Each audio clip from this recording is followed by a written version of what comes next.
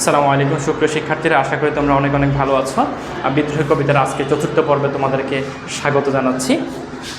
আচ্ছা, আমরা সরাসরি ক্লাসের দিকে চলে যাই। গত ক্লাসে আমরা পড়েছিলাম কবি নিজেকে এলোকেশে অকাল বৈশাখী বলেছেন। এরপরে তিনি নিজেকে 6টা বিষয়ে তুলনা করেছেন। হ্যাঁ, ব্রিটিশ সাম্রাজ্যবাদী শক্তিকে তিনি অবসান বা গভীরতম কালো রাত হিসেবে উল্লেখ করেছেন এবং তিনি বলেছিলেন যে কি, আমি এই গভীরতম কালো রাত দূর করে আমি সুমিষ্ট ভোর নিয়ে আসবো।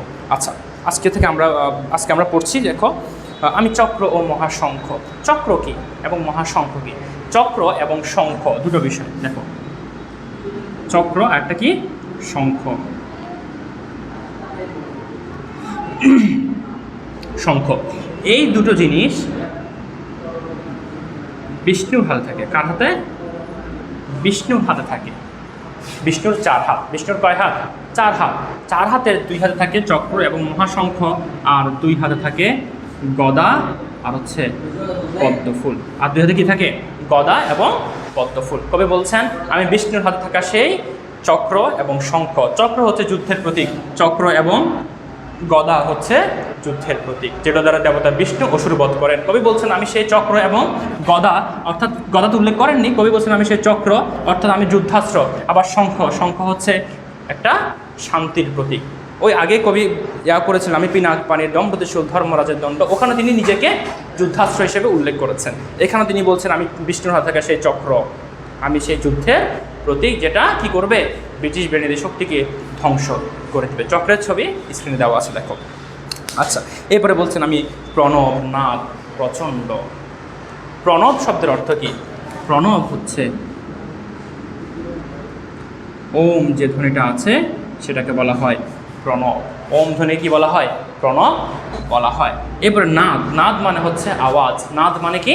আওয়াজ। প্রচণ্ড কই বলছে, আমি হচ্ছে তীব্র ওমের আওয়াজ, যেটা কি করবে? পৃথিবীকে ধ্বংস করবে, অর্থাৎ ব্রিটিশ বেনিয়াদী শক্তিদেরকে, ঔপনিবেশিক শক্তিকে ধ্বংস করে দিবে। এরপরে বলা হচ্ছে, আমি ক্ষেপা দুর্বাসা বিশ্বামিত্র শিষ্য। ক্ষেপা দুর্বাসা, ক্ষেপা মানে হচ্ছে রাগান্বিত, কোপানলের শিকার হয়েছে। এই যে দুর্বাসা আছে, এই দুর্বাসা একজন মুনি, যার কোপানল বা রাগের শিকার হয়ে অনেক মানুষ ধ্বংস হয়ে গিয়েছে। এই দুর্বাসাটাকে, এই দুর্বাসা হচ্ছে মহর্ষি অত্রি, মহর্ষি অত্রির পুত্র। মহর্ষি অত্রির পুত্র, তার যে পুত্র তার নাম কি? দুর্বাসা। তাহলে অত্রির পুত্রের নাম কি? দুর্বাসা। ভালো করে খেয়াল করবা। এই দুর্বাসার মায়ের নাম হচ্ছে অনুসুয়া। দুর্বাসার মায়ের নাম কি? অনুসুয়া। ক্লিয়ার? আচ্ছা, তাহলে মহর্ষি অত্রি এবং অনুসুয়ার পুত্রকে দুর্বাসা। এই দুর্বাসা ছিলেন অনেক বেশি রাগান্বিত ব্যক্তি এবং এর রাগের শিকার হয়ে, অভিশাপের শিকার হয়ে অনেক মানুষ ধ্বংস হয়ে গিয়েছেন। কবি বলছেন, আমি সেই দুর্বাসা, যার আমার রাগের শিকার হয়ে তোমাদের এই শক্তিও, তোমাদের সাম্রাজ্যবাদী শক্তি কি হয়ে যাবে? ধ্বংস হয়ে যাবে। এরপর কবি বলছেন, আমি নিজেকে দুর্বাসা বলেছি, তাই বলে তোমরা আমাকে মনে করিও না আমি এত বেশি রাগী যে আমি হুটহাট সিদ্ধান্ত নিয়ে ফেলি। আমি কিন্তু আবার বিশ্বামিত্র শিষ্য। বিশ্বামিত্রকে তার আগে একটু বলি, তোমরা জানো হিন্দু ধর্মের 4টা জাত আছে। কয়টা জাত? 4টা জাত। ব্রাহ্মণ, ক্ষত্রিয়, বৈশ্য, শূদ্র। এই বিশ্বামিত্র হচ্ছে ক্ষত্রিয় বংশের লোক, যে কঠোর তপস্যার মাধ্যমে, কঠোর ধ্যানের মাধ্যমে, অনেক ধৈর্যের পরীক্ষা দেওয়ার মাধ্যমে যে ব্রাহ্মণ হয়েছিল। কবি বলছেন, আমি যে সেই কঠোর ধৈর্যশালী সেই বিশ্বামিত্রের শিষ্য, বিশ্বামিত্রের স্টুডেন্ট আমি। অর্থাৎ তোমরা আমাকে মনে করেন আমি রাগের মাথায় হুটহাট সিদ্ধান্ত নিই, আমি কিন্তু অনেক ধৈর্যশীল বিশ্বামিত্রের শিষ্য। শিক্ষক যেমন, ছাত্র যেমন হবেন, তাই বলছেন আমার শিক্ষক অনেক বেশি ধৈর্যশীল, আমি অনেক বেশি ধৈর্যশীল। ক্লিয়ার? এরপরে বলা হচ্ছে, আমি দাবানল দাহ দাহন করিব বিশ্ব। আমি দাবানল দাহ দাহন করিব বিশ্ব। আমি দাবানলের সেই আগুন, যেটা দ্বারা পুরো বিশ্বকে, অর্থাৎ ইংরেজ বেনিয়াদী শক্তি যতটুকু পর্যন্ত নিজেদের শাসন বিস্তার করেছে, ততটুকু পর্যন্ত আমি কি করে দিব? ম্যাসাকার চালাবো, একটা ধ্বংসলীলা সেখানে আমি চালাবো। এরপরে, আমি উম্মন মন উদাসীর। উম্মন মানে হচ্ছে আনমনা, যে অন্যমনস্ক হয়ে আছে। কবি বলছেন, এত এত বিদ্রোহ করেছি, এখন আমি উদাসীন হয়ে আছি। উদাসী লোকের উদাস মন, অর্থাৎ কবি বলছেন, আমি হচ্ছে উম্মন মন উদাসী। উদাসী লোকের উদাস মন, সে যখন একা কোনো কিছু ভাবতে থাকে, ভাবতে ভাবতে সে উদাস হয়ে যায়, অন্যমনস্ক হয়ে যায়, কবি বলছেন সে অন্যমনস্কটাই আমি। এরপরে বলা হচ্ছে আমি বিধবার বুকের ক্রন্দন শ্বাস, হা হুতাশ আমি হুতাশে। এখানে মূলত কবি যে মানুষের সফট কর্নার যেগুলো আছে সেগুলোতে নিজেকে প্রকাশ করছেন। আমি বিধবার বুকের ক্রন্দন শ্বাস, হা হুতাশ আমি হুতাশি। বিধবা মানে কি? একজন নারীর জীবনের সবচেয়ে যে কঠিনতম মুহূর্ত সেটা হচ্ছে তার স্বামী, তার প্রিয়তম তার জীবনে না থাকা। তাহলে ওই যে নারীর স্বামী যখন তার জীবনে থাকে না, তার হৃদয়ে যে একটা একটা কান্নার আভাস তৈরি হয়, তার যে তীব্র কষ্টের সঞ্চার হয়, কবি বলছেন সে বিধবার বুকের কষ্টটুকু আমি। হা হুতাশ আমি হুতাশি। মানুষ কোনো কিছু না পেয়ে যখন হা হুতাশ করে, কবি বলছেন তাদের সেই হা হুতাশের কারণ আমি, তাদের হৃদয়ে যে ব্যথা আছে সে ব্যথা আমি। এরপরে বলছেন আমি বঞ্চিত ব্যথা পথভাসী চির গৃহহারা যত পথিকের। আমি বঞ্চিত ব্যথা পথভাসী চির গৃহহারা যত পথিকের, অর্থাৎ যে মানুষকে ঘর থেকে বের করে দেওয়া হয়েছে, দূরে ঠেলে দেওয়া হয়েছে, পথের দিকে ঠেলে দেওয়া হয়েছে, বের করে দেওয়া হয়েছে, সেই মানুষকে ঘর থেকে বের করে দেওয়ার কারণে তাদের হৃদয়ে যে কষ্টের সৃষ্টি হয়েছে, যে কষ্টের সৃজন হয়েছে, সেই কষ্টটুকু আমি। কিসের থেকে কষ্ট হোক? তাদেরকে তাদের ঘর থেকে বঞ্চিত করা হয়েছে, তাদেরকে তাদের মাতৃভূমি থেকে বঞ্চিত করা হয়েছে। কবি বলছেন যে কি তাদের হৃদয়ের যে কষ্টের, মাতৃভূমি হারানোর যে একটা বেদনা, সেই কষ্টটুকু আমি। এরপরে বলছেন আমি অবমানিতের মরম বেদনা বিষ জ্বালা প্রিয় লাঞ্ছিত বুকে গতি ফের। আমি অবমানিত, অবমানিত মানে হচ্ছে অপমানিত, লিখে ফেলো অবমানিত মানে কি? অপমানিত, যা ব্যক্তিকে অপমান করা হয়েছে। আমি অবমানিতের মরম বেদনা, যে ব্যক্তিকে অপমান করা হয়েছে তার অন্তরে যে বিষ জ্বালা তৈরি হয়েছে, বিষের যে তীব্র দাহন শুরু হয়েছে, সেই দাহনটুকু আমি, সেই কষ্টটুকু আমি, তার কষ্টকে আমি উপলব্ধি করতে পারি। প্রিয় লাঞ্ছিত বুকে গতি ফের, অর্থাৎ সেই অপমানিত ব্যক্তিকে তার হৃদয়ে যে বিষ জ্বালা সৃষ্টি হয়েছে এটাকে উপশম করে, এটাকে ঢেকে দিয়ে ওই মানুষটাকে নতুন করে আবার ঘুরে দাঁড়ানোর জন্য যে যতটুকু অনুপ্রেরণা প্রয়োজন, যে প্রকারের অনুপ্রেরণা প্রয়োজন, সেই অনুপ্রেরণা আমি। অর্থাৎ একটা মানুষের হৃদয়ে সৃষ্টি হওয়া কষ্টটুকু আমি, এবং তাকে ঘুরে দাঁড়ানোর জন্য যে অনুপ্রেরণা প্রয়োজন, সেই অনুপ্রেরণাও আমি। এরপরে বলছেন আমি উত্তর বায়ুমলয়নের উদাস পূরবী হাওয়া। ভালো করে খেয়াল করবা, কবি এখানে 3 দিকের বায়ুর কথা বলেছেন। কয় দিকের?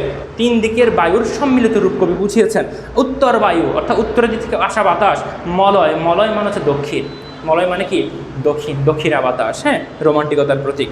ওকে, উদাস পূর্বী হাওয়া, পূর্ব দিক থেকে আবার আসা সেই বাতাসটুকু, কবি বলছেন সেই বাতাসটুকু আমি। অর্থাৎ উত্তরের বায়ু, দক্ষিণের বায়ু এবং পূর্বের বায়ু যে সম্মিলিত রূপ, কবি বলছেন এই 3 ধরনের রূপ আমি। অর্থাৎ কবি যে কি পরিমাণ বিদ্রোহ ঘোষণা করেছেন তাদের বিরুদ্ধে, সেই ইয়াটুকু আমি। এখন প্রশ্ন আসতে পারে, ভাইয়া পশ্চিমের বায়ু পড়ে নাই কেন? এখানে মূলত কবি বলছেন যে কি যারা এদের শাসন করতে আসে তারা কারা? পশ্চিমারা। তারা কারা? পশ্চিমারা। পশ্চিমারা এদেশে শাসন করে আসছে, তাদের বাতাস আমি কেন হব? আমি উত্তর দিক থেকে আসা বাতাস, আমি দক্ষিণ দিক থেকে বাতাস, আমি পূর্ব দিক থেকে আসা বাতাস। অর্থাৎ ব্রিটিশদেরকে আমি 3 দিক থেকে চেপে ধরবো, তারা পালাবে কোথায়? পশ্চিম দিকে। যেখান থেকে আসছে সেখান থেকে তারা আবার সেদিকে তারা আবার পালিয়ে যাবে। কত ডিপ লেভেলে চিন্তাভাবনা করতেন যে তিনি বলছেন আমি 3 দিকের বাতাস, উত্তরের বাতাস, দক্ষিণের বাতাস, পূর্বের বাতাস, পশ্চিমের বাতাস কিন্তু পড়ার নাই। কেন? কারণ যারা এই দেশে শাসন করতে আসে তারা পশ্চিমা, তারা পশ্চিম দিক থেকে আসছে, তাই কবি বলছেন তারা আবার পালাবেও পশ্চিম দিকে। ক্লিয়ার? এরপরে কবি বলছেন আমি পথিক কবির গভীর রাগিনী বেনুবিনে গান গাওয়া। পথিক কবি অর্থাৎ যারা বাউল, যারা হেঁটে হেঁটে গান গায়, কবি বলছেন আমি সেই সকল পথিক কবির গভীর রাগিনী। রাগিনী শব্দটা আসছে মূলত রাগ থেকে। রাগিনী শব্দ কোথেকে আসছে? রাগ থেকে। তোমরা যারা হারমোনিয়াম ইউজ করো তারা জানো হারমোনিয়াম বাজানোর ক্ষেত্রে বিভিন্ন প্রকারের রাগ আছে। এই রাগ হচ্ছে 6টা। রাগ কয়টা? 6টা। এই 6টা রাগের অধীনে আবার 6টা করে আছে। ওই 6টা শাখাগুলোকে বলা হয় রাগিনী। অর্থাৎ রাগকে যদি আমরা পুল্লিঙ্গ ধরি, রাগিনী হচ্ছে স্ত্রীলিঙ্গ। আচ্ছা, তাহলে রাগ যেটা আছে 6টা, এই 6টা রাগের অধীনে রাগিনী হচ্ছে 36টা। তাহলে অ্যাকচুয়ালি যদি আসে রাগিনী কয়টা? রাগিনী 36টা, আর রাগ হচ্ছে কয়টা? 6টা। তাহলে কবি এখানে রাগ বলেছেন না রাগিনী বলেছেন? রাগিনী বলেছেন। তাহলে কবি বলছেন পথিক কবির গভীর রাগিনী, অর্থাৎ যে ব্যক্তি রাস্তায় হেঁটে হেঁটে গান গায় তার হৃদয় থেকে যে গানের উচ্চারণ হয়, সুরের যে তালের যে একটা উচ্চারণ ঘটে, কবি বলছেন আমি সেই রাগিনী, আমি সেই সুর। বেনুবিনে গান গাওয়া। বেনু মানে হচ্ছে বাঁশি। বিনে মানে হচ্ছে বাদ্যযন্ত্র। কবি বলছেন একজন বাউল যে রাস্তা হেঁটে হেঁটে গান গায়, সে তার বাঁশি এবং বাদ্যযন্ত্রের সম্মিলিত ঐক্যতানে যে সুরের সৃষ্টি করে এবং তার হৃদয় থেকে যে রাগ বা যে সুরে রাগিনী বা যে সুরের সৃষ্টি হয়, যে সুরের মূর্ছনা তৈরি হয়, যা মানুষকে হিপনোটাইজ করে ফেলে, মানুষকে অভিভূত করে ফেলে, সেই রাগটুকু, সেই সুরটুকু আমি। এর বই বলছেন আমি আকুল নিদাঘ তিয়াসা। আকুল মানে হচ্ছে ব্যাকুল, নিদাঘ মানে গ্রীষ্মকাল, নিদাঘ মানে কি গ্রীষ্মকাল, তিয়াসা মানে হচ্ছে পিপাসা। বই বলছেন আমি গ্রীষ্মকালে মানুষের হৃদয়ে, মানুষের মনে সৃষ্টি হওয়া সেই তীব্র পিপাসা আমি। আমি রুদ্র রবি, আবার আমি হচ্ছে সেই রবি সূর্য, যে সূর্য মানুষের কষ্ট দেয়। ভালো করে বুঝবা, কবি বলছেন আমি মানুষের হৃদয়ে সৃষ্টি হওয়া সেই পিপাসা, আবার আমি তাদের যে সূর্য কষ্ট দেয় সে সূর্যটুকু আমি। এরপরে বলা হচ্ছে আমি মরুনির ঝড় আমি শ্যামলিমা ছায়া ছবি। নির্ঝর মানে কি? নির্ঝর মানে হচ্ছে ঝর্ণা। নির্ঝর মানে কি? ঝর্ণা। কবি বলছে আমি মরুনির ঝড় অর্থাৎ আমি হচ্ছে মরুভূমির বুকে থাকা একটা সুন্দর ঝর্ণা। তাহলে মরুভূমির মুখে পানি সেটা বিশাল একটা বিষয়, আর ঝর্ণা সেখানে তো মানে মরুভূমির মানুষ সেখানে খুব আনন্দিত থাকে আসলে এখানে কোনো ঝর্ণা থাকে। কবি বলছে আমি সেই একদম উত্তপ্ত বালুময় মরুভূমির মধ্যে থাকা একটা ঝর্ণা আমি। তা আমি সবচেয়ে ইউনিক, আমি সবার আকর্ষণের প্রধান কেন্দ্রবিন্দু, আমি মরুনির ঝড় আমি শ্যামলিমা ছায়া ছবি, আবার মরুভূমির মধ্যে থাকা একখণ্ড সবুজ শ্যামল ভূমি আমি। এরপরে কবি বলছেন আমি অরফিয়াসের বাঁশরি। আজকে অরফিয়াসটা পড়াবো না, অরফিয়াসটুকু আমরা পরবর্তী পর্বের জন্য রাখলাম, কারণ অরফিয়াসের যে কাহিনীটা সেটা যদি তোমাদের পুরোপুরি না বলি তোমরা বুঝতে পারবে না। আর 2023-এর কুমিল্লা বোর্ডে কিন্তু একটা কোয়েশ্চেন আসছে অরফিয়াসের বিবাহিত প্রেমিকার নাম কি। ঠিক এই বিষয়টা আমরা পরবর্তী ক্লাসের জন্য রেখে দিচ্ছি। পরবর্তী ক্লাসে আমরা অরফিয়াসের যে একটা কাহিনী আছে, শুধুমাত্র পরবর্তী ক্লাসে থাকবে অরফিয়াসের কাহিনীটুকুই, আর কোনো কবিতা পড়াবো না। অরফিয়াসের কাহিনী দিয়ে আমরা পরবর্তী ক্লাসে শেষ করবো ইনশাল্লাহ। তো তোমরা যতটুকু পড়িয়েছি ততটুকু তোমরা যদি বুঝে থাকো আলহামদুলিল্লাহ, আর যদি না কোনো প্রশ্ন থাকে আমাদেরকে কমেন্ট করতে পারো অথবা আমাদের পেজে ইনবক্সে মেসেজ করতে পারো, আমরা সলভ করে দিতে চেষ্টা করবো ইনশাল্লাহ। তো ততক্ষণ তোমরা ভালো থাকো, সুস্থ থাকো। আসসালামু আলাইকুম রহমতুল্লাহ।